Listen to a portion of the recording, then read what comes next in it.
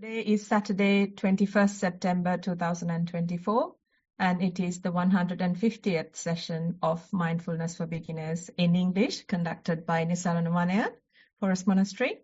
I'd like to welcome Venerable Homagama Dhamma Kusala Thero for this session. We'd also like to welcome everyone who is joining via Zoom, Facebook live stream, and who may be watching later. Our program, as usual, will commence with in-session practice of mindfulness and followed by a talk on today's topic, which is interdependence by Bhante. And once we finish that, we will then present any of the reports received by any of our listeners who sent to us. We will present them to Bhante for his feedback. And lastly, if we have time, we will allow for any questions. So to begin the session, as according to the agenda, the first is in-session practice of mindfulness. I hand over to Venerable Bhante. Thanks, Sonali. Hello, everyone. Today, I thought maybe we can do a walk-in session to start the session program. So all of us, let's join for a mindful walk-in session. I'll give you some guidance in case you are new here. We select some space where we can walk comfortably, probably like 10-15 steps would do. Once you have selected this space, walk in a comfortable manner and try to be mindful of the walking. When you try it for a while, you start to feel the walking body, maybe the sensations at your feet, the texture, temperature, which parts of your heel is touching the ground. Those things you can feel while walking. So what we try to do is we try to be mindful of our steps and try to continue the walking process. Time to time, we get carried away by thoughts surrounding sounds, sights. We get carried away, but we can realize and we can return back to the walking. Again, be mindful of your steps. So this way, time after time, we get distracted, but we realize it. We return our attention back to the walking. So this way, we can practice mindful walking for a few minutes. I invite all of you to join for a walk-in session.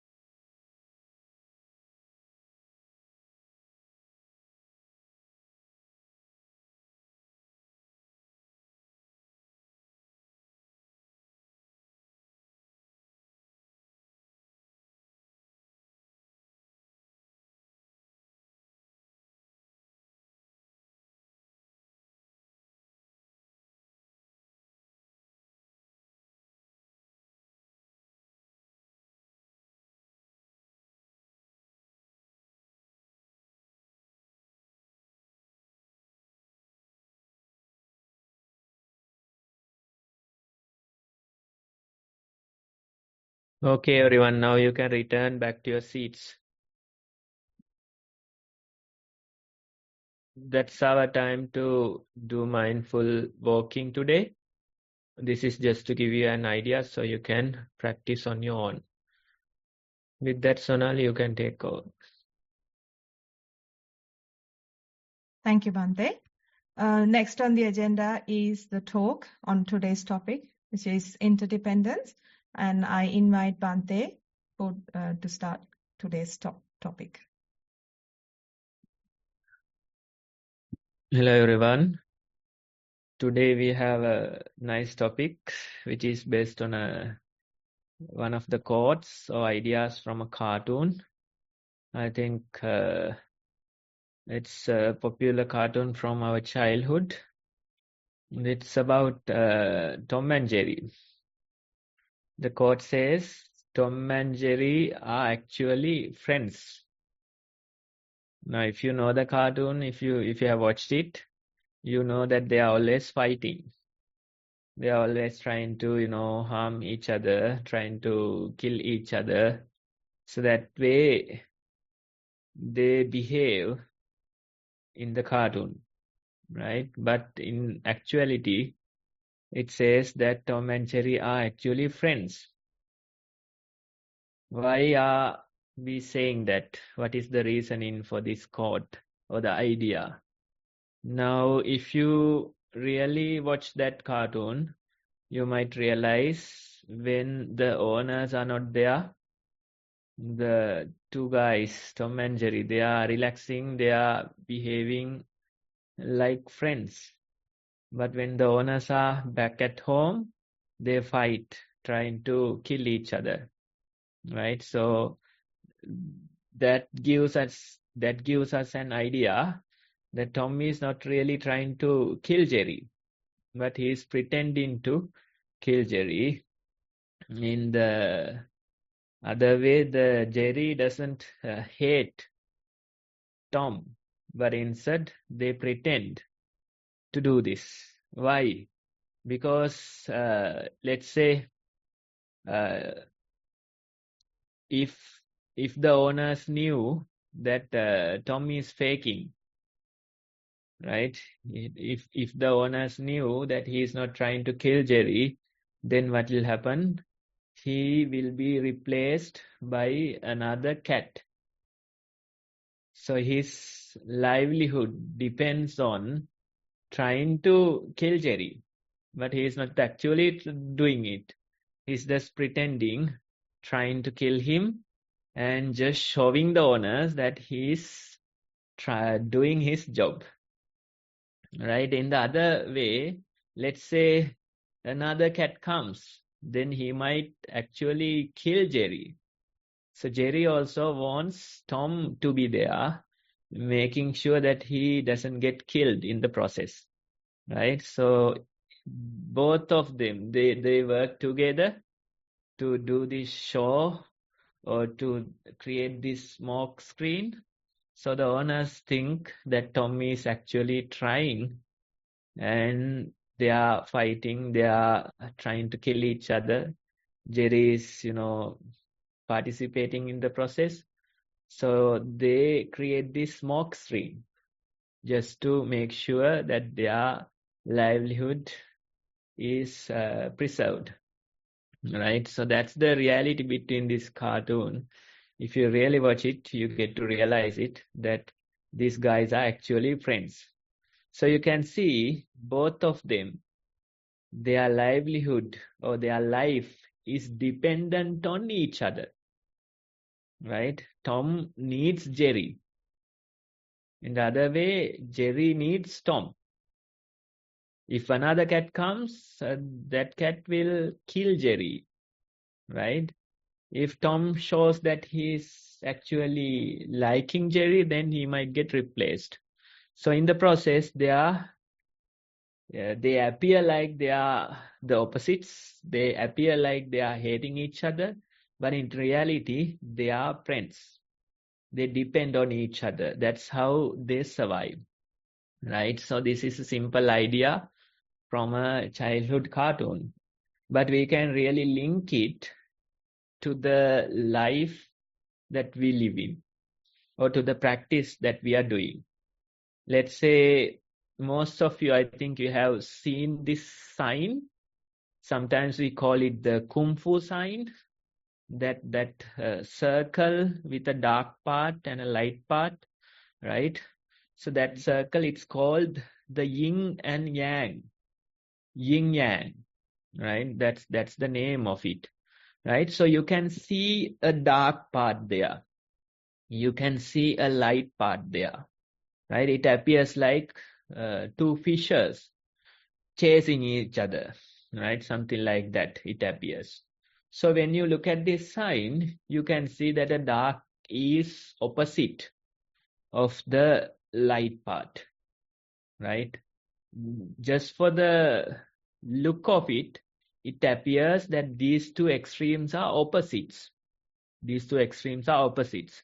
But in reality, let's say if there is no dark patch, if the dark patch disappears, then along with that, the white part too will disappear. Right? The dark part is giving the shape to the white part. Right? So this is called yin yang. Yin and yang. These two signs, they depend on each other. The dark part can't survive without the light part. The light part can't survive without the dark part. If one disappears, along with that, the other one also disappearing. Right? So that's yin yang. You can see how both light and dark, both the parts are interdependent on each other.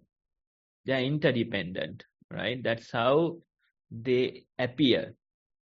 If one disappears, then along with that, the other one also disappearing. So you can see how interdependent these things are, right? So same goes for the life or the reality.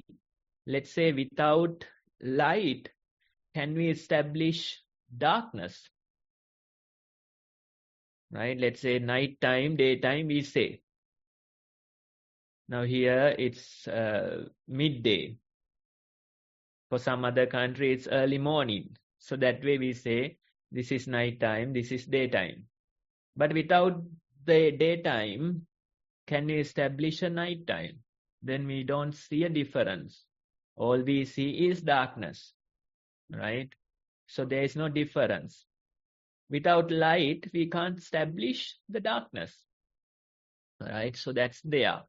Let's say even when it comes to our senses, when we are mindful, we get to feel our senses, sense doors, we say, right? While mindfully walking, we feel our steps. We try to continue our attention with the steps. While mindfully sitting, we try to continue our attention with the breathing.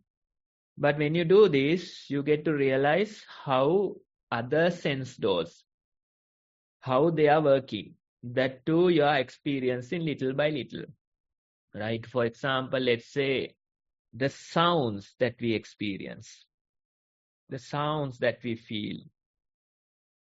It appears like we are reading only the sounds. But in reality, if there is no silence, how can we read the sounds? Right? If there's no silence, we won't be able to feel the sounds. Why? Because compared to silence only, we are feeling the sounds that are there. Only compared to the silence, we can feel it. So you can see how silence and sounds, how they are interdependent. Without one, the other can't survive. Right? So when it comes to hearing something, it's a mixture of sound versus silence that we hear. If there was sound all the time, then we won't feel any meaning in it. We can't differentiate it. Right? Always when somebody is speaking, It's a combination of sound and silence. When you hear something, it's a combination of sound and silence. So you can see without the one, the other can't survive. Let's say our bodily feelings, let's say the breath, right? When you observe breath, initially it is hard to catch. But little by little, you develop the ability and you are able to catch your ingoing, outgoing breath. And when you feel this, you realize, okay, now I feel the breathing. Now the breathing is not there. Now again, I feel the breathing. That way, there's a gap in between in-breath and out-breath. Always there's a gap, right? So without this gap, can we experience these sensations? Only compared to the gap, we are experiencing the breath. It's always a combination. That's why initially when you are mindful, your attention goes to the breathing, the sensation. But little by little, when you practice for some time, you get to feel the emptiness in between or the gap in between. You realize there is a gap in between the in-breath and the out-breath. Because of that gap only, you are feeling these sensations. So you can see these sensations that we experience, they are always on and off. A mixture of both things. They are interdependent. Without one, the other can't survive. Let's say when we practice, we feel the solid nature in us. Let's say fullness. Sometimes we feel fullness, right? But when we do it, gradually we start to feel the emptiness as well. Sometimes it's full, sometimes it's empty. There's always this combination, a mixture of these two. Usually the beginner, they are always in the fullness. That's how their attention goes. They say everything is full. I feel so much crowded. That's how the usual worldly mind is. But gradually, when they keep on practicing, when they do their mindfulness daily, gradually they start to feel the emptiness as well. Right? Little by little, the attention slips off to the emptiness. And you start to feel the emptiness. But you can realize this entire experience is always a combination of fullness and emptiness. It's a combination, it's a mixture. Without the one, other can't survive. Right? So this way, everything, the world, the reality that we are experiencing, it's always interdependent. Without one, the other can't survive. Same goes for the good and evil in this world. We always think that good should be there, evil should be banished. That's what we think. But in reality, without evil, can we establish good in this world? It's like that Tom and Jerry cartoon, you know. Tom, let's say, is the good part. He represents the light. Then Jerry is the dark part. He represents the darkness, right? So without Jerry, Tom can't survive. Without Tom, Jerry can't survive. So both of them are needed in that place. So same goes for the worldly things. When you establish good, along with that, you establish evil. Now, this, I think one of the movies, Batman movie, that also represent this idea, right? That Batman is trying to, make everything good, right? He wants the world to be good. But in the process, he's creating the Joker, evil, right? In the process, he's creating. So you can see how evil is dependent on the good. If you try to establish that something is good, then as a result, you establish evil as well. Right? So this is how the world functions. Now, as mindful practitioners, the idea is to realize the interdependent nature of these things. If we don't realize it, then usually we are fighting one while embracing the other. That's how we usually function. We think that there should be only good in this world. The evil shouldn't be there. We say that silence should be there, not the sounds. We say that emptiness is better, but not the fullness. So that way we try to attach to one while suppressing or hating the other. Right? So that's the worldly mind. But in reality, when we practice mindfulness, we can see the interdependent nature.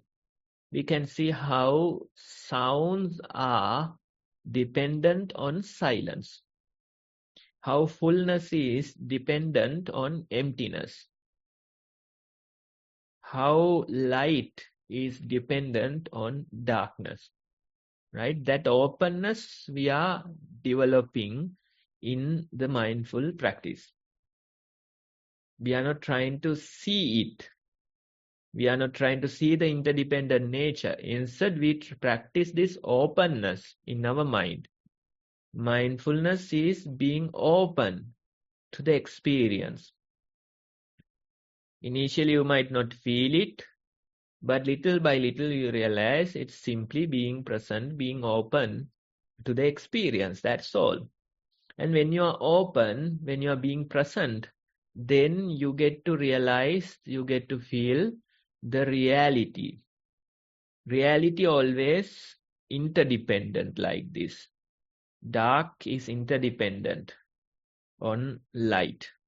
Space is interdependent on emptiness. That good is interdependent on evil. So this way, these things are interdependent. That nature you get to realize in the practice. That is the very idea. You are open to this experience, and when you are open, you can see how the sounds are replaced by silence. How the fullness is replaced by emptiness. How the breath is replaced by the gap in between. Right? So that way your mind starts to see the opposite extreme. Usually the worldly mind, it doesn't see both things. It doesn't see both extremes. Instead, it is usually caught in one. Let's say some people, they are caught in good while hating evil. Some people, they are caught in fullness while not knowing that there is emptiness. Right? So this way, our mind is usually caught in one of these states. But when you practice this openness in mind, when you keep on practicing mindfulness, little by little, you get to feel how these things are interdependent. How good is dependent on evil, like Tom and Jerry. How fullness is dependent on emptiness. How sounds are dependent on silence. So this way, little by little, we get to experience it.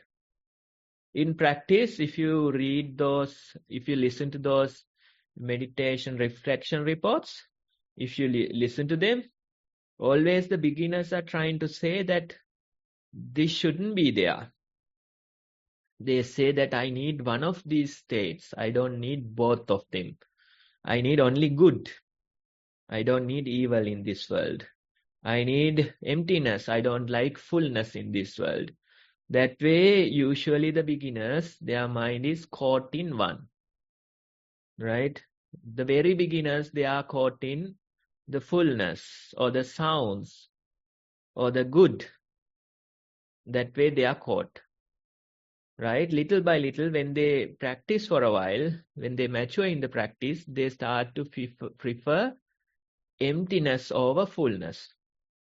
they start to prefer silence over sounds.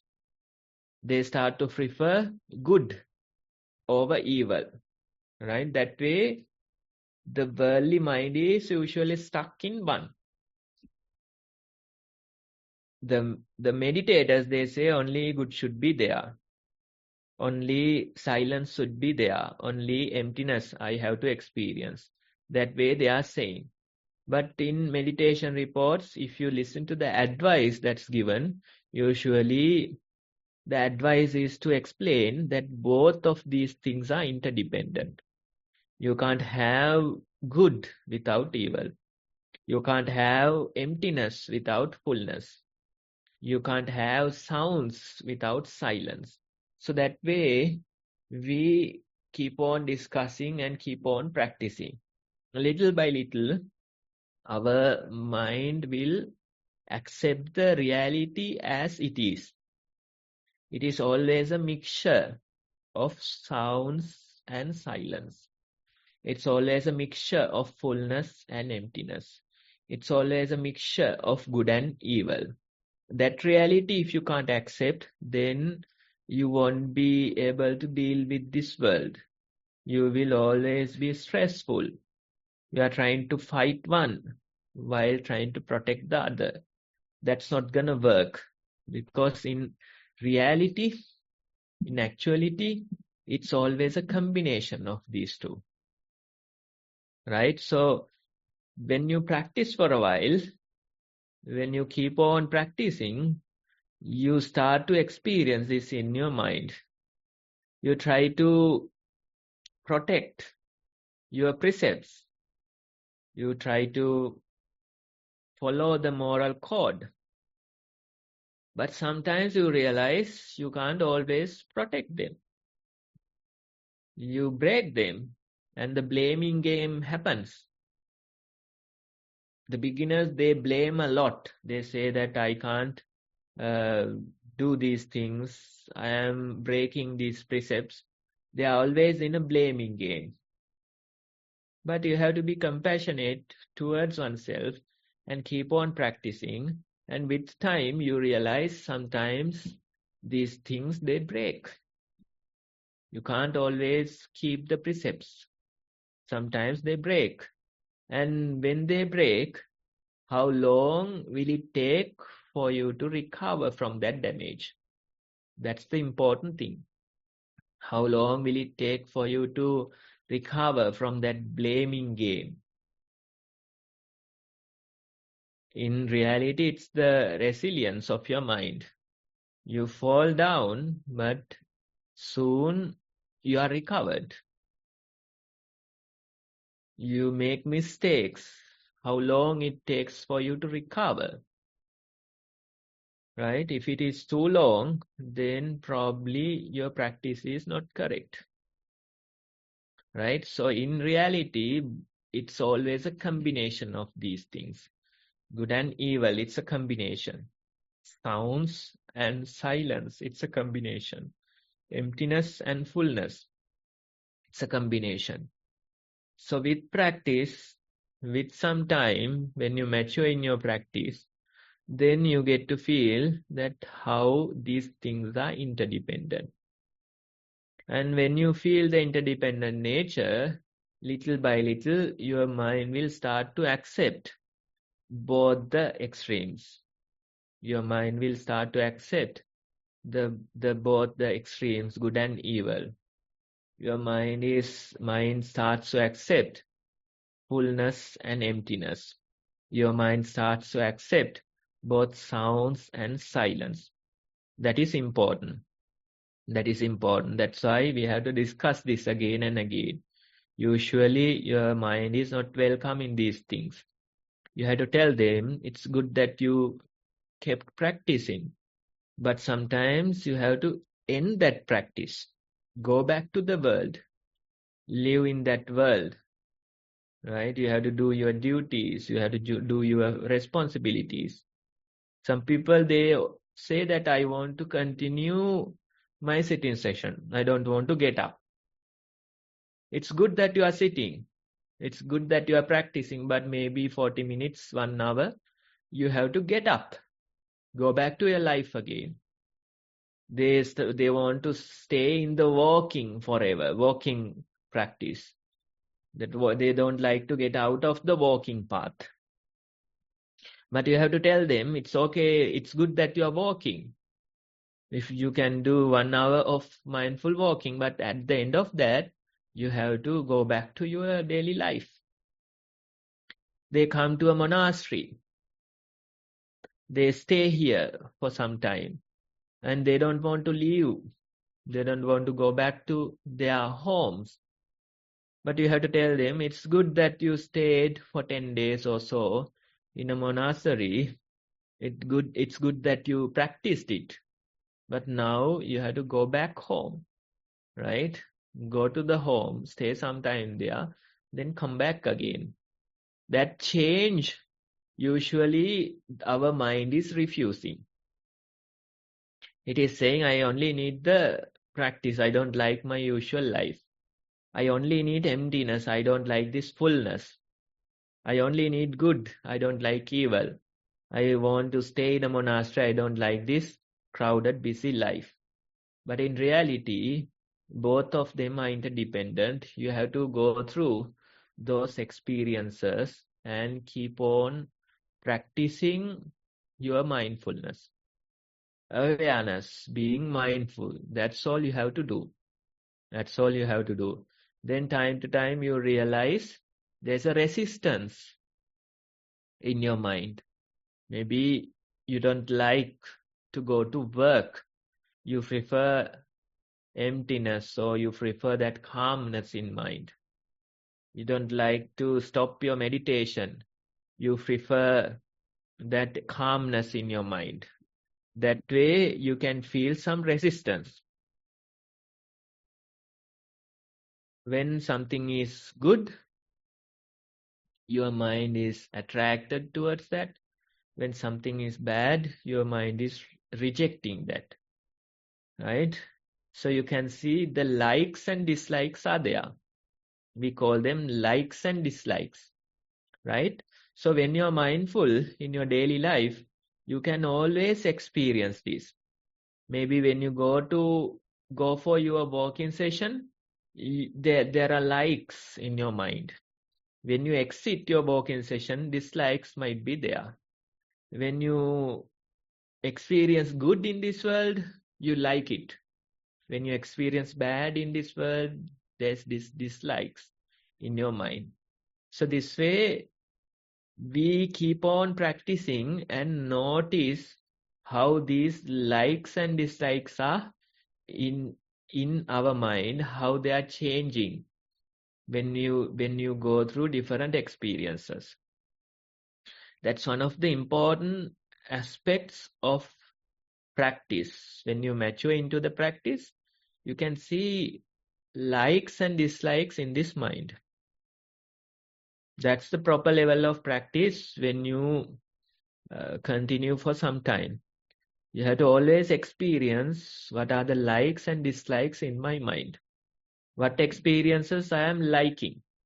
What experiences I am disliking. That way, being mindful is the way. Let's say sometimes you get sick. Right? Sickness we don't like. We prefer being healthy. So we try to gulp down a whole lot of pills and somehow try to get better. Because we are hating the current condition. Right? But the practitioner, they can see how your mind is resisting this current condition. Your body is aching, paining, you have this feverish nature. So how your mind is resisting it. Right? When you recover, how fresh you will feel in your mind, how your mind is liking that recovery. So this way, we try to experience likes and dislikes in the process. Sometimes, let's say, troubles come, problems come, right? Most people, they prefer staying problem-free. That's their philosophy. They say, I want to stay, I want to spend my time problem-free. But can that happen? Is that the reality? That question you have to ask, right? Usually living means sometimes the problems, worries, sadness, various things come. People do things that you don't like. Things happen in this world, right? So when the problems come, we don't like to go through them. We don't like the disturbed mind. We prefer calmness. We prefer end of this problem. But the proper advice is to, try to live with the problem. Try to be with it. You have to develop that ability. See the dislikes in your mind for this state. Right? Your mind is preferring troubleless nature. But in reality, you can't maintain that. Sometimes the problems come. When they come, you have to see the resistance in your mind, the dislikes in your mind. If you keep on practicing like that, then what happens is that you are progressing in your practice. Gradually, these likes and dislikes, they will reduce in intensity. Now, even few days ago, somebody was telling me that this place has lot of problems. So I should go to some other place where there are no problems. That way, this person is saying, right? This place has lot of problems. These people are making lot of trouble. So I should go to some other place where there are no problems. That was his idea. But is there such a place without problems? Right? Can you find it? Right? That's the question that you have to ask. Some people think that they can find. They keep on looking, but still at the end of the day, they find some problems. Then again, they go to a fresh place and think that here I have no problems. But in reality, you can't find a place in the outside. A place without problems you can't find in the outside. What you have to do is you have to make sure that your mind is problem-free.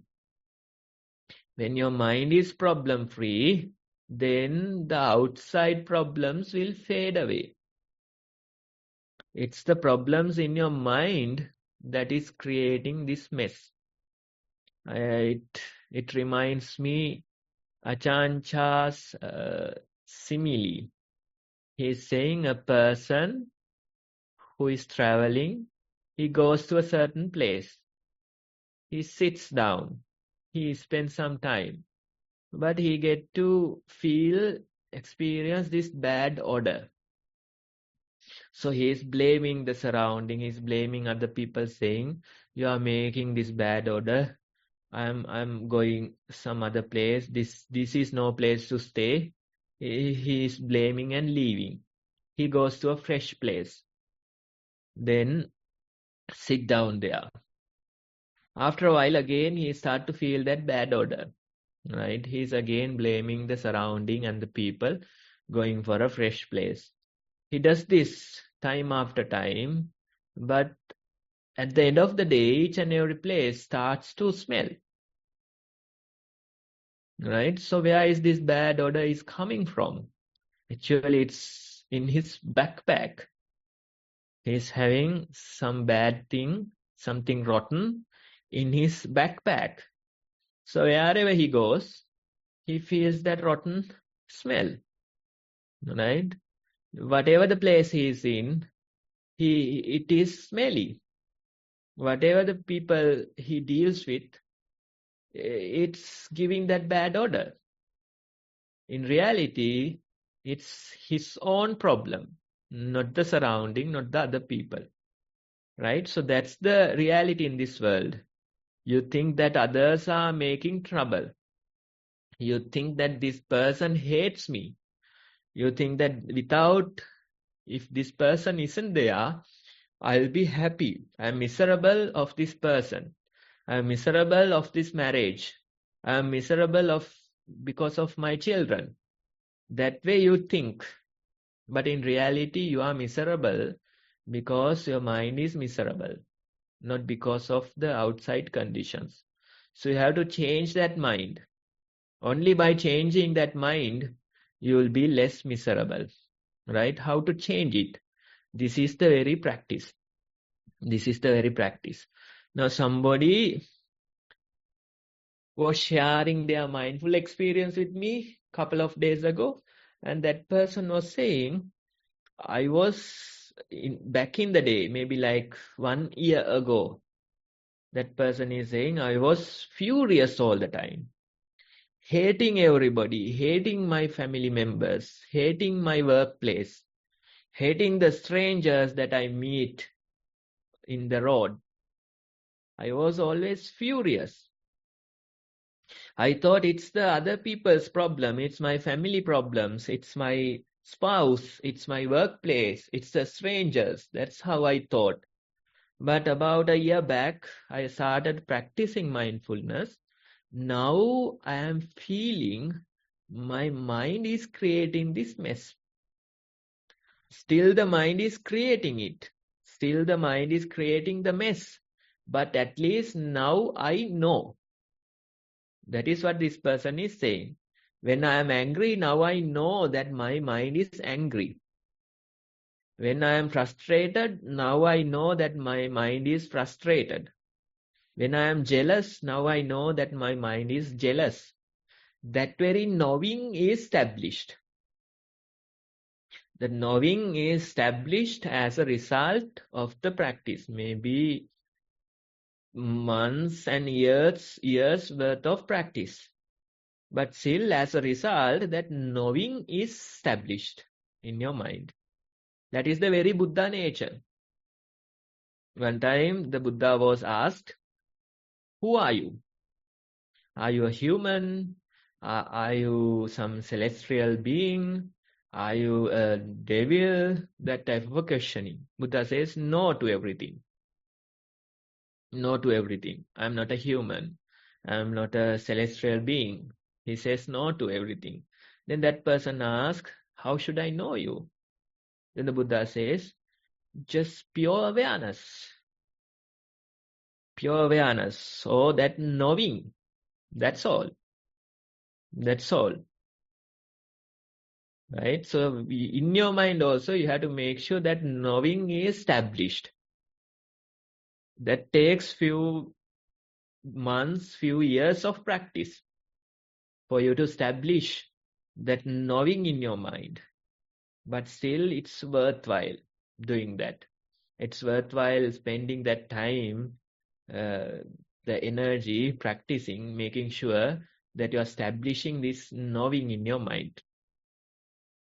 When you're angry, you will know anger is still there. It won't go away.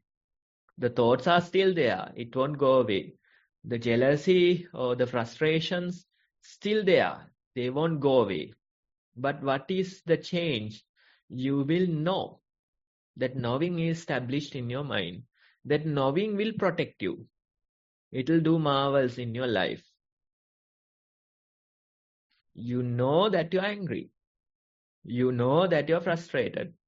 You know that you are jealous. That very knowing is what we need. Right? That's why we say when you go through these experiences, when you go through this interdependent nature, try to notice the likes and dislikes. Those likes and dislikes represent how much you are resisting this interdependence. That resistance is a good measure of your practice. It's an indicator of the progress of your practice. If you are resisting a lot in your mind, then your practice is not matured.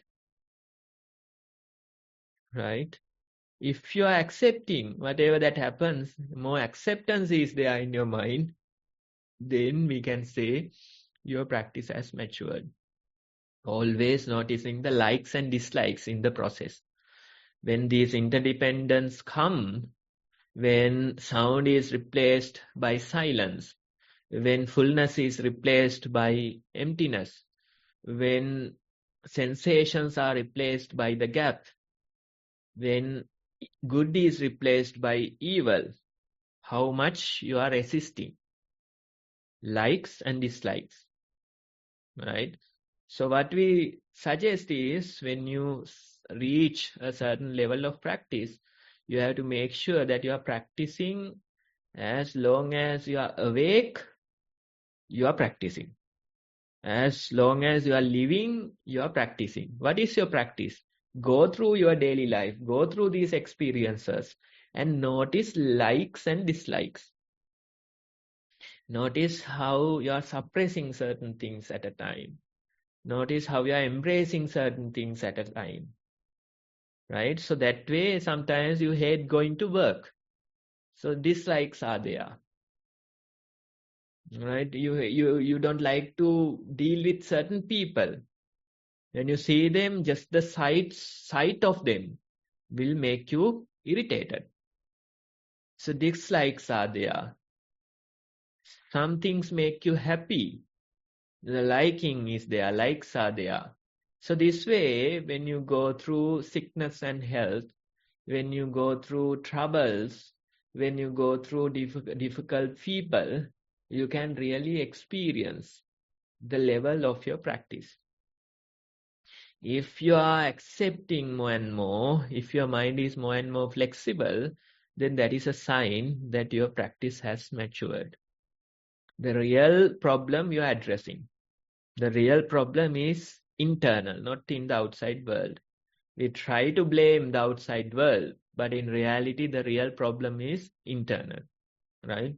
So if you are addressing the real problem, you should feel that the likes and dislikes are reducing, your mind is more flexible, accepting the experience of living, right? So today's idea is try to see this interdependent nature. Try to make sure that you are practicing as long as awake. As long as you are awake, you are practicing.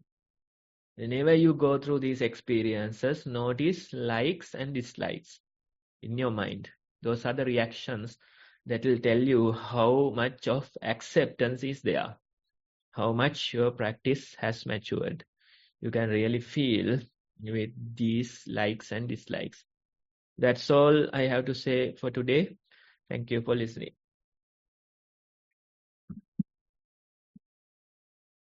Thank you, Bhante. That was a very good talk, and we have some take home, some homework, as you say, for next week, to notice these things. And next on the agenda is the Q&A session as well as the reports to present to Bhante. I invite Samantha to present this week's reports and conduct the Q&A. Over to you, Samantha. Thank you, Sonali. Thank you, Bhante, Avasarai Bhante. Thank you also for that amazing talk, Bhante. Certainly got me thinking what I need to do during the day.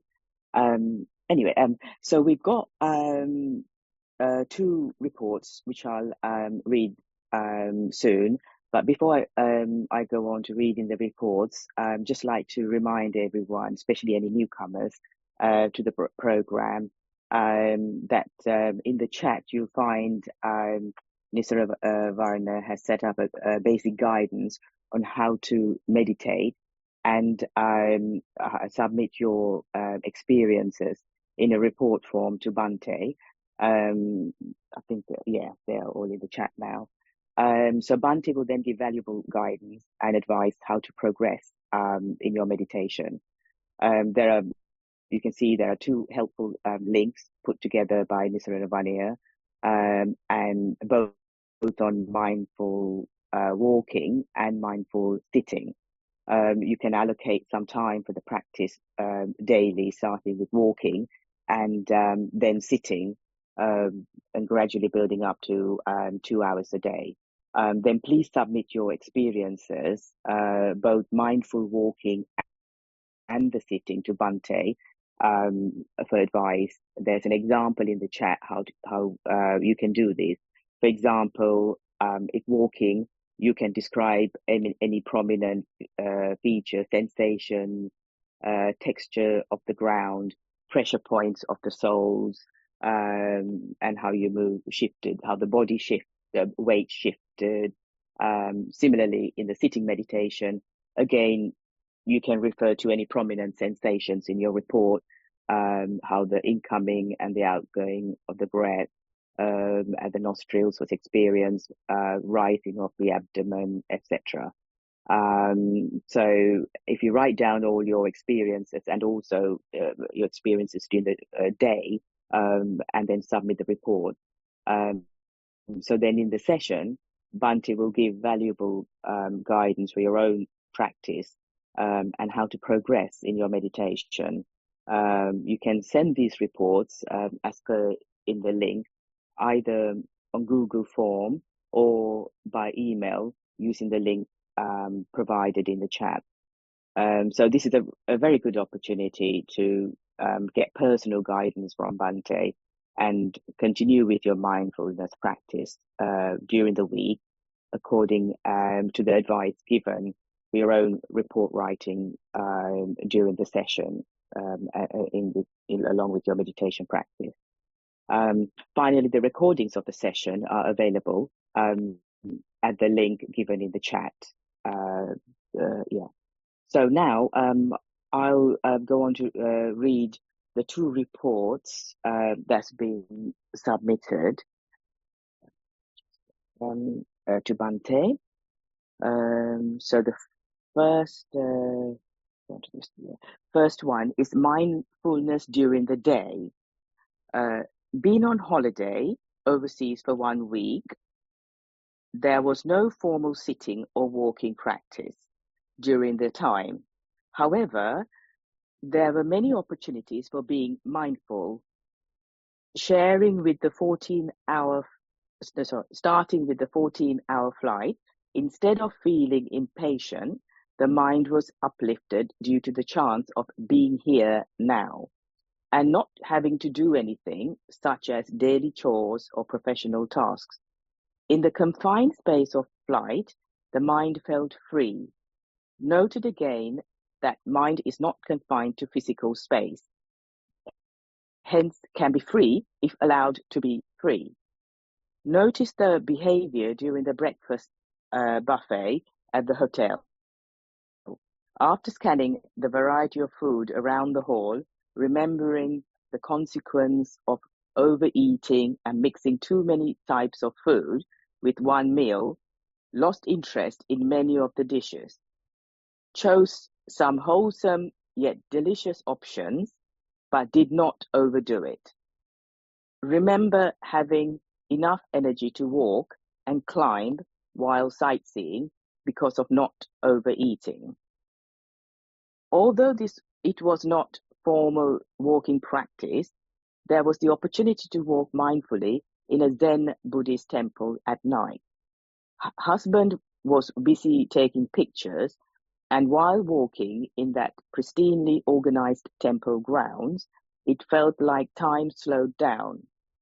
So many tourists and locals around, but the walking up and down was not disturbed. Dear Bhante, look forward to your valuable feedback. Much merit to you, Thero Saranai. That's the end of the report, Bhante. Okay, now first I noticed that you made the comment saying that although the formal practice you couldn't do, there were a lot of opportunity to practice during that time, right? So that's important. That's the truth. That's what we mentioned even during today's talk. We have a lot of opportunities to practice, opportunities to be mindful. So you can't always do the formal meditation, but still you can continue the practice, right? That's what we have to say. Most people, they think that meditation is sitting only. They don't even like the walking meditation. They say if you are meditating, sitting, that's all. You have to sit cross-legged. That's how you can meditate. That's what most people think. But in this mindful practice, we introduce not only sitting, but we introduce walking as well. We say both are formal meditations. But with time, when you practice for a while, we tell you that as long as you are awake, you have the opportunity to practice. Simply being mindful. Whatever the activity that you are doing. You could be traveling. You could be traveling in a busy plane, but still, you can practice. You could be traveling in a busy airport, but still you can practice. You could be eating something at a breakfast buffet. Still you could practice. So that way, as long as you are living, you can practice. That is the real practice. That is a real practice. Otherwise, usually people do a sit-in session, a walk-in session in their daily life. And for the rest of the day, they forget the practice. Let's say you are awake 18 hours. You do 1.5 hours of formal practice. And for the remaining 16.5 hours, your mind is utterly lost. So will that practice work? That's the issue. Most people do this type of practice for so many years, and they, at the end of the day, they come and say, I have practiced for so many years, but the practice doesn't work for me. Why? Because 16.5 hours, you are practicing unmindfulness while practicing 1.5 hours of mindfulness. It's not enough. That's what you have to do. You have to make sure as long as you're awake, you're practicing. You can't be mindful all the time. That is fine. That is acceptable. Right? But again and again, remind yourself to be mindful. Try to go through the experience. Try to go through it wholeheartedly. That's all you have to do. Right? So that's one thing I noticed. Then the second one, that selecting meals and, eating a balanced meal, that type of idea, it's always a balancing act. Right? You have to enjoy the trip. You have to make sure that you are enjoying the hikes or traveling. But if you eat too much, then you won't be able to enjoy that part. Right? So you have to make sure you have to do this balancing act. You have to make sure that you are enjoying the meals as well as you are enjoying the traveling part. If you try to enjoy meals too much, then you will get fed up during the traveling part. You will feel sleepy. Your stomach is too full, disturbed. Right? That's not good. Right? So it's always a balancing act. That's how we can, enjoy this world. You may remember the story about that oil spoon. I think I mentioned it a number of times. That young boy, he goes to this wise sage and he asked him, what is the secret of happiness? This sage is living in a mansion, a beautiful, colorful, lot of things in there. So he says, I am busy at the moment. You go and you see the mansion and come back. When you return, I'll tell you the secret.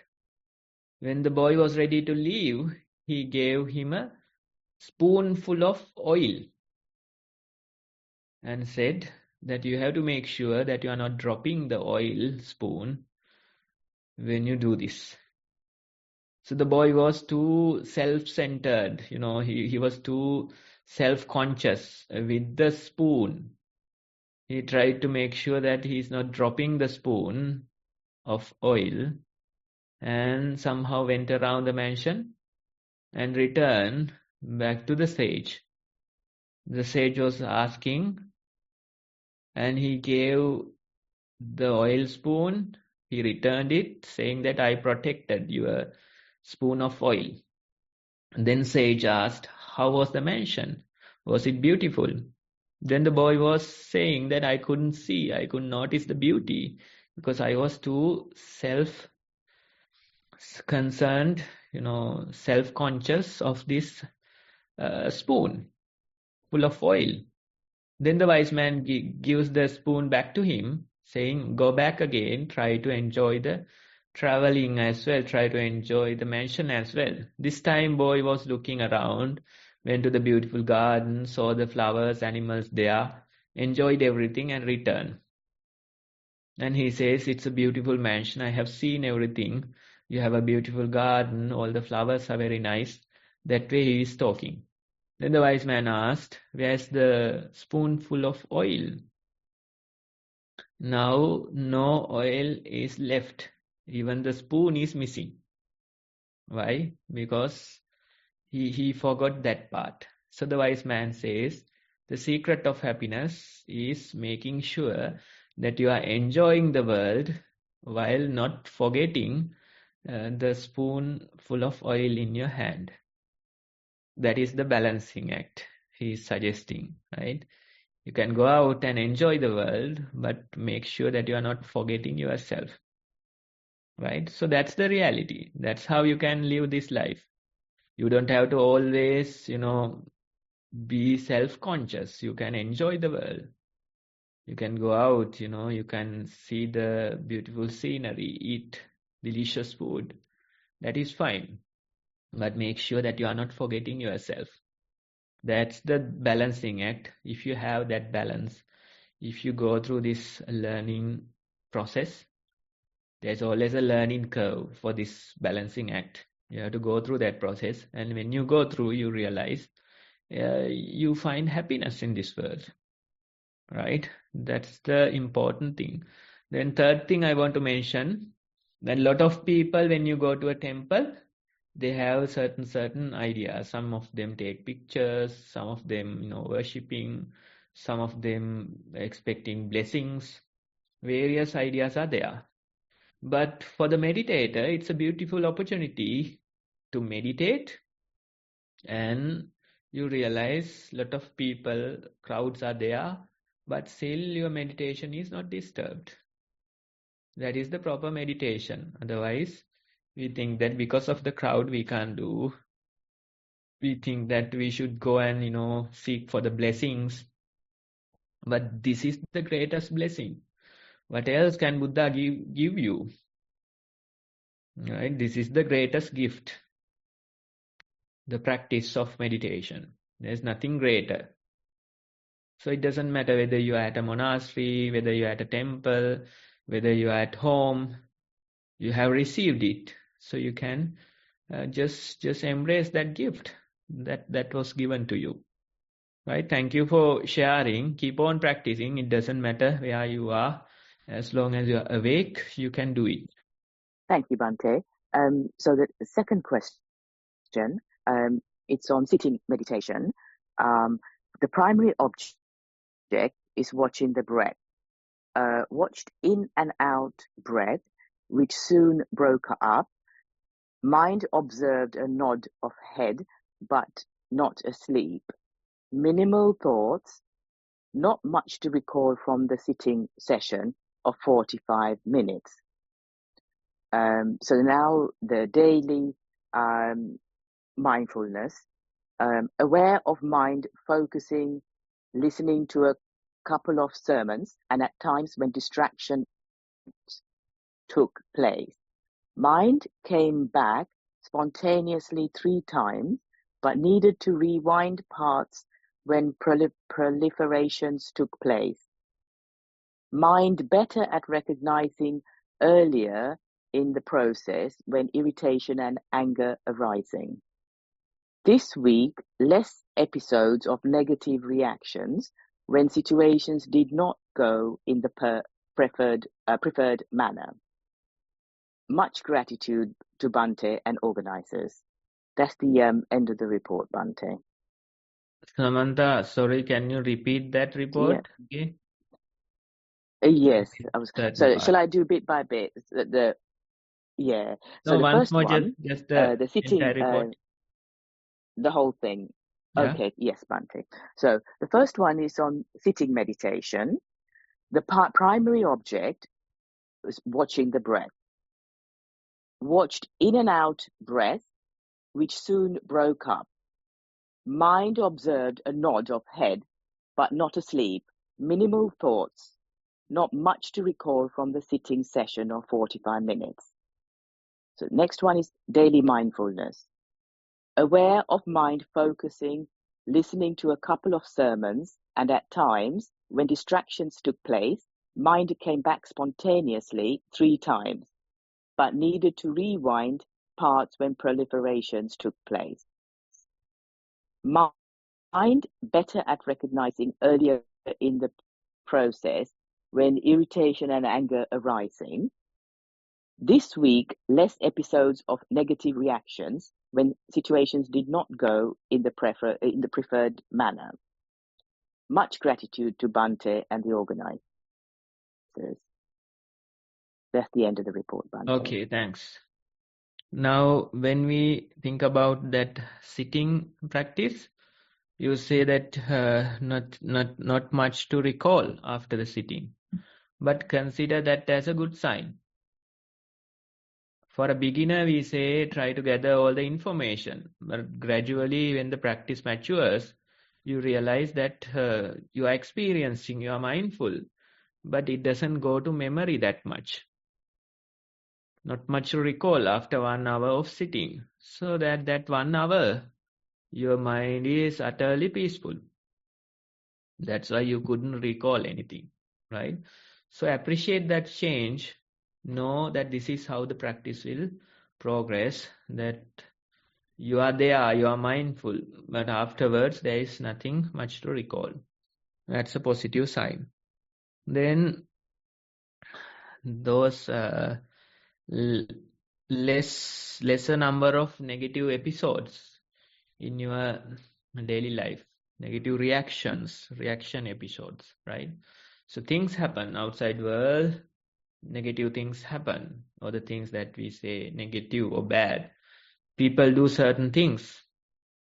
That happens, but in your mind, less reactions, less negative reactions are there.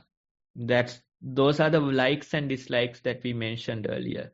So when you keep on observing your likes and dislikes, when you keep on establishing that knowing in your mind, right? When you establish that knowing in your mind, that very knowing will get rid of these negative reactions, or they will lose power.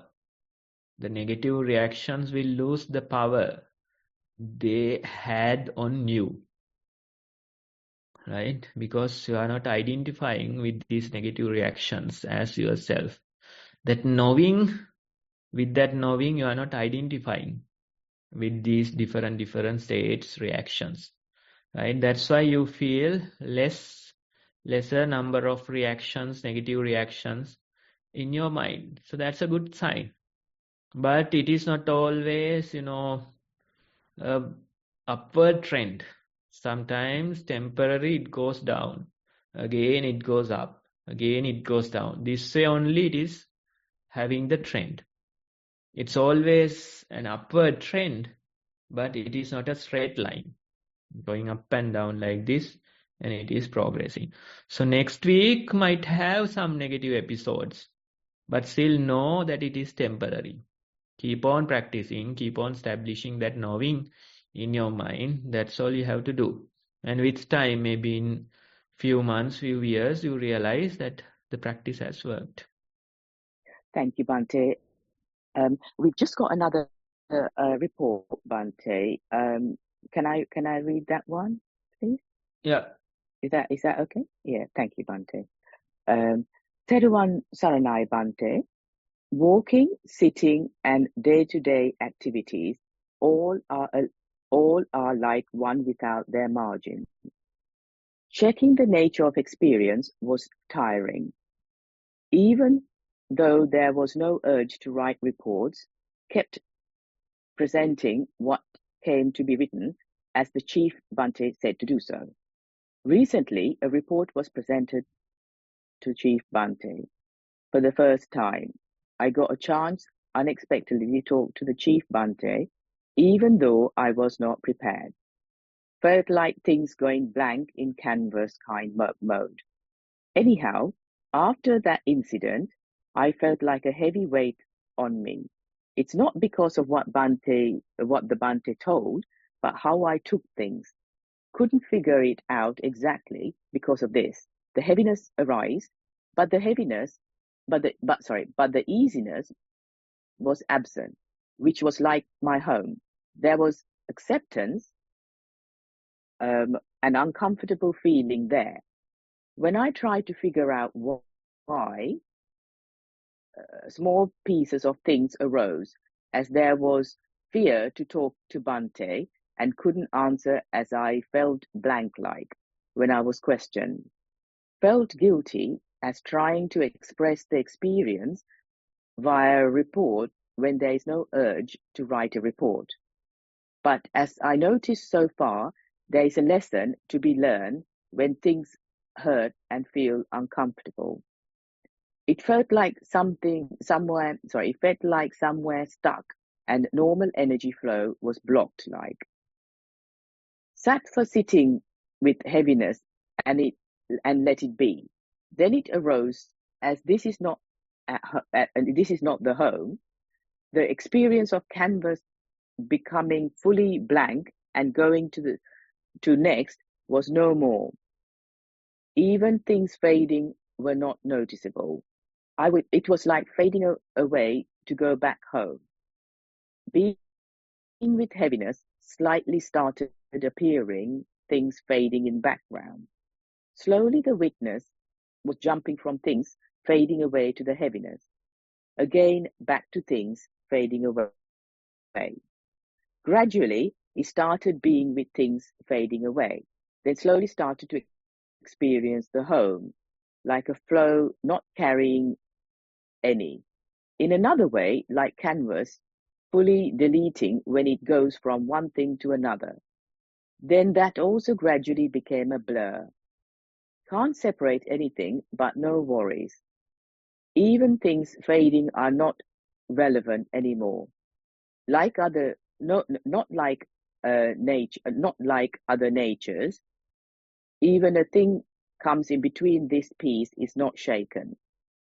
Actually, it can be experienced, but can't be expressed. Felt no more struck like early.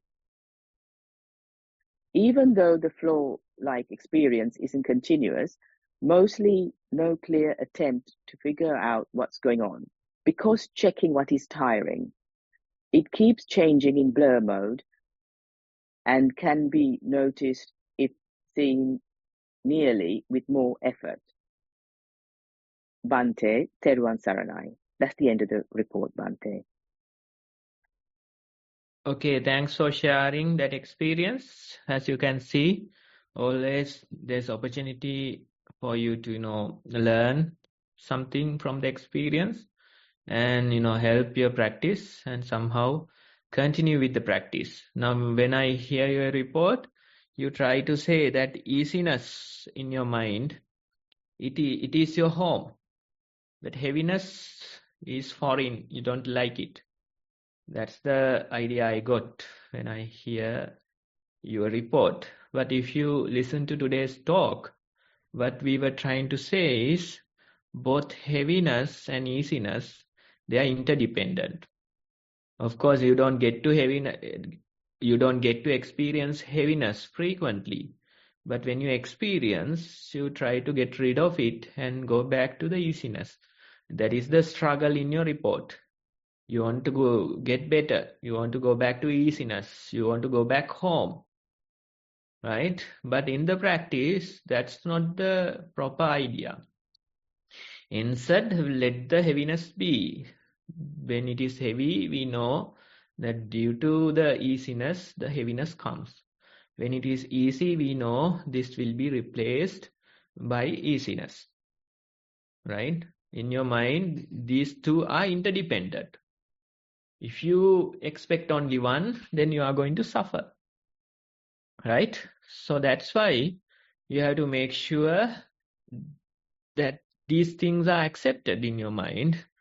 Again and again, the resistance is there, suppressing, but that resistance also you can notice in the practice. Notice the dislikes for the heaviness. Right? With that, you can continue, and one day you become homeless. Homeless. That's the very idea.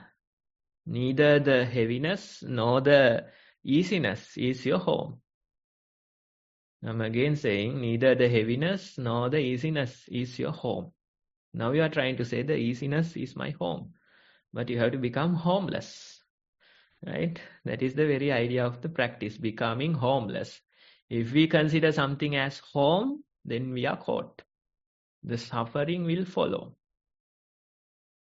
That's the trouble. That's the danger in our lives. Somehow we try to find a home.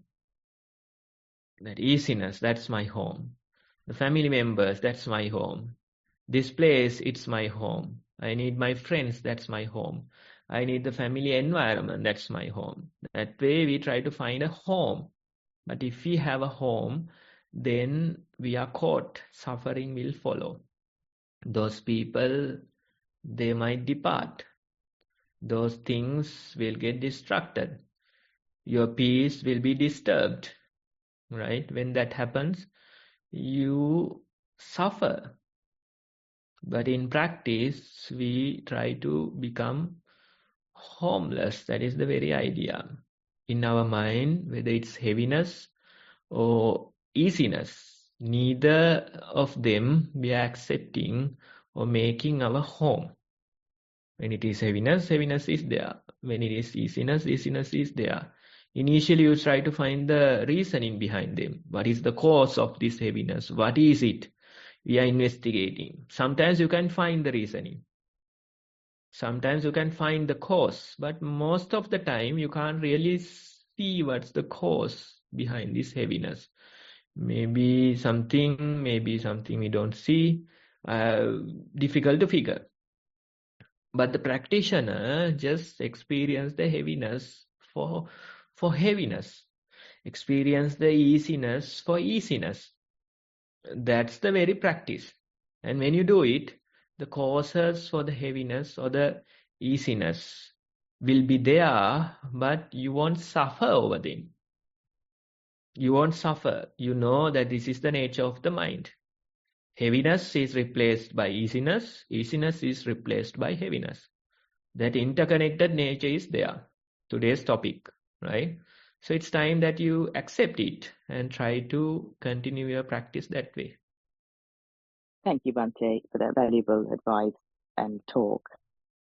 Now we've just gone past 10 o'clock, so we haven't unfortunately got any time for questions, but you can save them up for next week.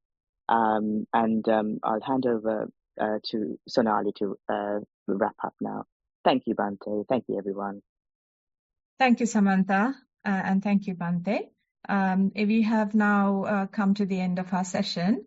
We have some news to share with the forum, with the group today, about one of our major hosts, one of our organizers from the inception of this program. And he was an integral part of this program from the very first day, a familiar face to all of you who have been in this program from the beginning, up until a few months ago, till when I took over to host the program. That was your host, our dear friend, our good Dhamma friend, Namanta Tantrike, has passed away. And I'm sure all of you will come together in passing on our merits from all of us together over to him, for him to improve his path and to pass on all our merits. We'll take a moment and we will pass on these merits to him. And then on behalf of the organizers, I would like to thank Venerable Homagama Dhamma Kusala Thero for your guidance. Yes, Bhante. Sorry, a word, please. Yes, yes. Go ahead. Yeah, Namanta's incident, it's good that we mention these things. This is for the living, not for the dead, right? Because now he continued for so many years from the beginning of the program. he continued supporting this and did most of the work, right? But he had this illness, not so old, I think somewhere around 50 or so years, I guess. Nadeep, what age? I think he's only 43, Bhante. 43, okay, Yeah, not yeah, even it's 50, not that old. Maybe even younger than you, I guess. Yeah, he's younger, yes. Even though he Yeah. lost his hair, he's a lot younger than me. That's because of the cancer, I guess. Yeah. Right? So you can see the uncertainty of life. Nothing is guaranteed for you, right? You don't know when it'll come, when your turn will be. That you don't know. So these things, they are good reflections for us. He was, sick for some time. He was not sharing those details, but we got to know a little bit. And towards the end, he couldn't attend the programs. The cancer got, more severe. And I think last Saturday was it, I guess, right? So during that time, it got worse. Even in the highest dose painkillers, he was recalling the program, asking whether somebody who is the person supporting today, whether they have managed it properly. That was his thought process. So maybe working on such a project for years on end, it helped him even during the last moment. He could recall that good deed that he has done. So that's something for us to learn, even for us at your deathbed. At your deathbed, you might come to a situation where you have to, recall something. Maybe it'll be your family members, your properties. We don't know, right? That's the issue. That's the issue. Making a home in those things, right? Whatever it is your home, you will recall that. Maybe your family, maybe your children, maybe your properties, maybe your professions, I don't know, right? So make sure that you are putting considerable priority, considerable weight towards the practice, towards some wholesomeness. So at least that'll come as your home. We don't know. We have to go through the experience and see what comes to us. But the meditators know what is their home, right? In deep meditation, usually in sitting sessions, you can really feel what is my home? Where does my mind goes to, right? So that experience will tell you what will happen during your deathbed, right? That flow state, kind of like losing control kind of a experience in meditation, that will tell you how your mind works. You are losing the grip of the mind, and it naturally flows.